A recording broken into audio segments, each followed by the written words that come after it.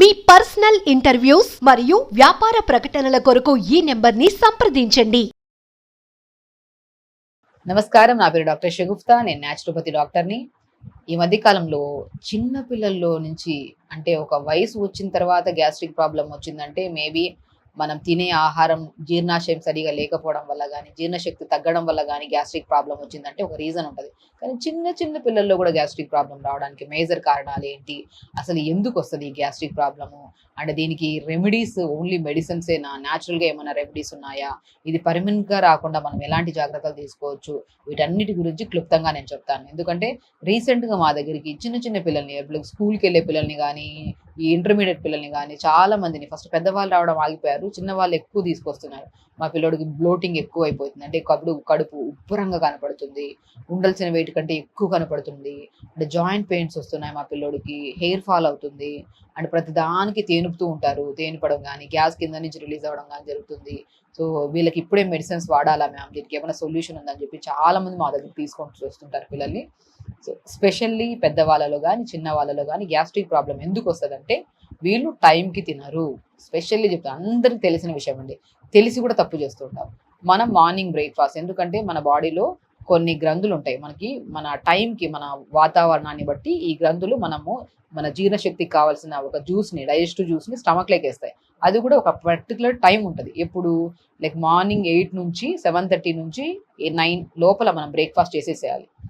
Before తిన్నామనుకోండి, ఈ రసం ఏదైతే ఉందో డైజెస్టివ్ జ్యూస్ అది పులిసిపోద్ది. నేను అదే చెప్తున్నాను, చాలా మందికి డైజెస్టివ్ జ్యూస్ ఫ్రెష్గా ఉన్నప్పుడే స్టమక్లో మనం మంచి ఆహారాన్ని, ఫ్రెష్ ఆహారాన్ని స్టమక్లోకి వేస్తే ఈ రెండు కలిపి డైజెషన్ అయిపోయి మనకి ఈజీగా బాడీకి ఎంత కావాలంత యూటిలైజ్ చేసుకుంటుంది. న్యూట్రిషనల్ డెఫిషియన్సీ లేకుండా మన బాడీలో ఎంత చెత్త ఎలిమినేట్ అవ్వాలో అంత చెత్త ఎలిమినేట్ అయిపోయి ఆహారాలం సాఫీగా ఉంటుంది. ఎప్పుడైతే టైం దాటి తింటామో, ఎప్పుడైతే ఈ టైం దాటిన తర్వాత మన డైజెస్టివ్ జ్యూస్ ఉంది కదా, ఈ డైజెస్టివ్ జ్యూస్ పులవడం స్టార్ట్ అవుతుంది. ఇప్పుడు ఏదైనా సరే ఫ్రెష్గా ఉన్నప్పుడు తిన్నామనుకోండి, మనకు కూడా చూడడానికి మంచిగా ఉంటుంది. ఈ రోజు వండిన ఫుడ్ రేపు తినడానికి ఇష్టపడతామా? తినం. దాని లైఫ్ స్పాన్ అనేది ఆ టైంకి అయిపోయిన తర్వాత అది స్మెల్ రావడం కానీ, అది ఒక డిఫరెంట్ టైప్ ఆఫ్ అనిపిస్తుంది, మనం చూడడానికే చాలా ఇదిగా అనిపిస్తుంది. కాబట్టి మనకు అలాగే ఈ మన డైజెస్టివ్ జ్యూస్ కూడా దాని టైం లిమిట్ ఉంటుంది. ఈ టైంలో రిలీజ్ అయ్యి స్టమక్లో ఫ్రెష్గా ఉన్నప్పుడే ఫుడ్ వేస్తే ఈజీగా డైజెషన్ అవుతుంది. మీకు నచ్చినప్పుడు 10 o'clock తినడం, 11 o'clock తినప్పుడు ఆ జ్యూస్ అనేది పులిసిపోయి అప్పుడే తేనుపులు రావడము, పుల్లటిగా మనకి ఏదో డైజెషన్ కూడా మనకి స్టమక్లోకి వేస్తే ఏదో బ్లోటింగ్గా అనిపిస్తుంది. కాబట్టి మార్నింగ్ మ్యాక్సిమం ఎక్కడైనా గమనించండి, నేచర్ క్యూర్ క్లినిక్స్లో మీరు జాయిన్ అయినప్పుడు గమనిస్తే 7:30 to 8:30 మధ్యలో బ్రేక్ఫాస్ట్ అయిపోతుంది మీకు. ఎందుకంటే ఆ టైంలో మనం బ్రేక్ఫాస్ట్ చేయడం వల్ల, టైంకి తినడం వల్ల మనకి డైజెస్టివ్ ప్రాబ్లమ్స్ రావు, ఎసిడిటీ, యాసిడ్ రిఫ్లెక్సెస్, దాంతోపాటు అధిక బరువు ప్రాబ్లమ్స్ కానీ, సో ఎసిడిటీ వల్ల వచ్చిన నరాల బలహీనత ప్రాబ్లమ్స్ కూడా రావు. కాబట్టి మార్నింగ్ బ్రేక్ఫాస్ట్ ఈ టైంలో పెట్టుకుంటూ లంచ్కి వచ్చాక 12:30 to 1:30 మధ్యలో లంచ్ చేసేసేయాలి. ఇంకా డిన్నర్కి వచ్చిన తర్వాత మ్యాక్సిమం 6:30 to 7:30 మధ్యలో తినేయమంటుంటాను.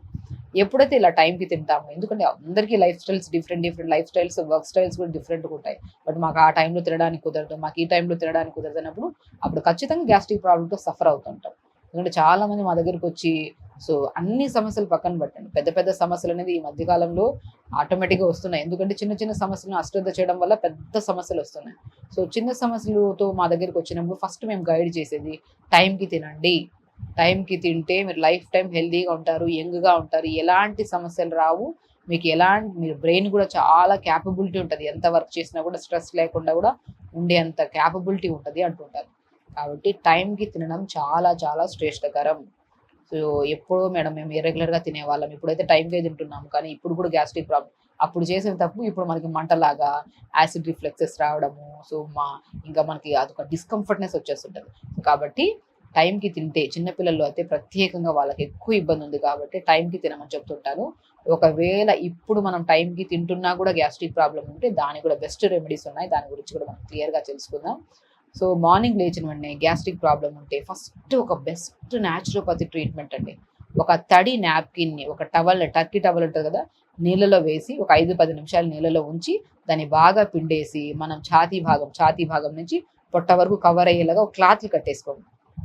మీరు చెప్తుంటే ఎంత మీకు ఇంట్రెస్టింగ్గా ఉందో వినడానికి, బట్ ఒక్కసారి గ్యాస్ట్రిక్ ప్రాబ్లం ఉండేవాళ్ళు, నేను ప్రతి కేసులో ఎనీ కైండ్ ఆఫ్ కంప్లైంట్ వచ్చినా కూడా ఫస్ట్ వెదర్ చల్లగా ఉంటే గోరువెచ్చని నాప్కిన్ వేసుకోమంటున్నాను. వెదర్ నార్మల్గా ఉంటే చన్నీళ్ళ నాప్కిన్ వేసుకోమంటాను. 10 నిమిషాలు నానబెట్టి వేసుకుంటే దాని ఇంపాక్ట్ బాగుంటుంది.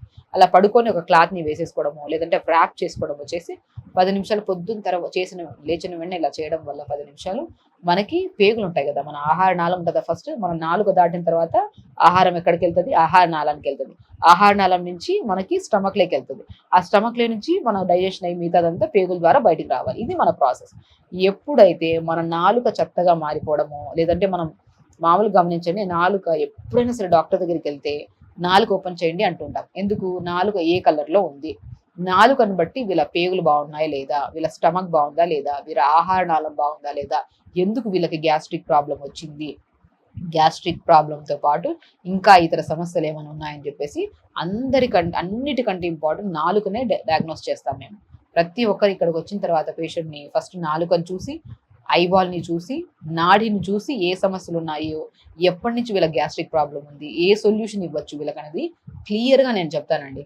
కాబట్టి నాలుక క్లియర్గా ఉండాలి. మనం బ్రష్ చేస్తున్నప్పుడు 2 వేలు పెట్టి క్లీన్గా చేయడం కానీ, టంగ్ క్లీనర్తో క్లీన్ చేసుకోవడం కానీ, పొద్దున్న లేచిన వెంటనే మంచిగా మౌత్ వాష్ చేసుకొని బ్రష్ ఇమీడియట్గా చేసుకొని, కొద్దిగా జీరా ఒక 250 ml ఒక పెద్ద గ్లాస్ అంత వాటర్ తీసుకొని, పావు స్పూన్ అంత జీలకర్ర, పుదీనాకులు 10 ఆకులు వేసుకొని లైట్గా మరిగించి ఫిల్టర్ చేసుకొని పక్కన పెట్టుకోండి.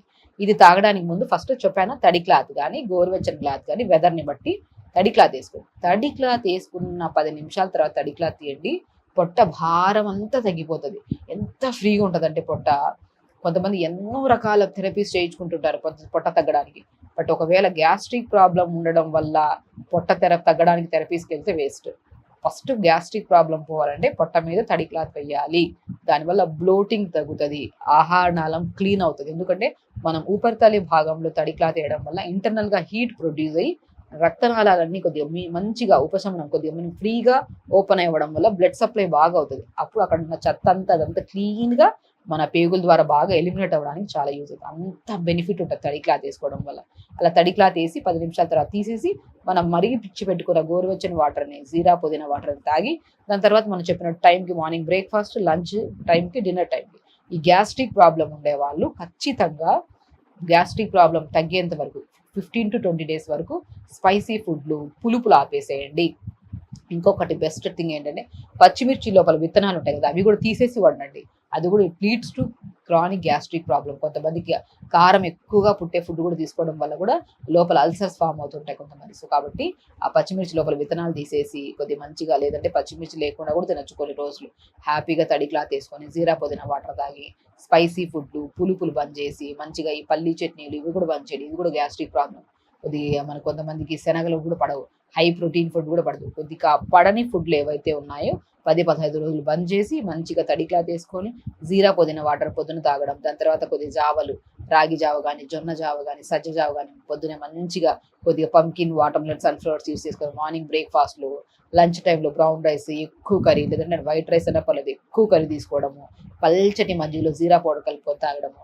ఇంకా డిన్నర్కి వచ్చిన తర్వాత మ్యాక్సిమం ఈ కొంతమంది చపాతీలు తిన్నా కూడా పడవు, చపాతీలు కూడా బంద్ చేసి ఉప్మా రవ్వలో ఎక్కువ వెజిటబుల్స్ వేసుకొని నీళ్లు బాగేసి దలియాలాగా చేసుకొని సాయంత్రం పూట తినడం, మళ్ళీ సాయంత్రం పూట మళ్ళీ తడి క్లాత్ వేసుకోవడం. ఇలా చేయండి. గ్యాస్ట్రిక్ ప్రాబ్లం పర్మనెంట్గా పోతుంది. మీకు ఎప్పుడు ఎలాంటి చిన్న పిల్లల దగ్గర నుంచి పెద్దవాళ్ళకి ఎవరికి గ్యాస్ట్రిక్ ప్రాబ్లం ఉన్నా బెస్ట్ రెమెడీ అండి. ఇలా చేయండి. గ్యాస్ట్రిక్ ప్రాబ్లం లేకుండా హెల్తీగా హ్యాపీగా లైఫ్ స్టైల్ లేచండి. నమస్కారం.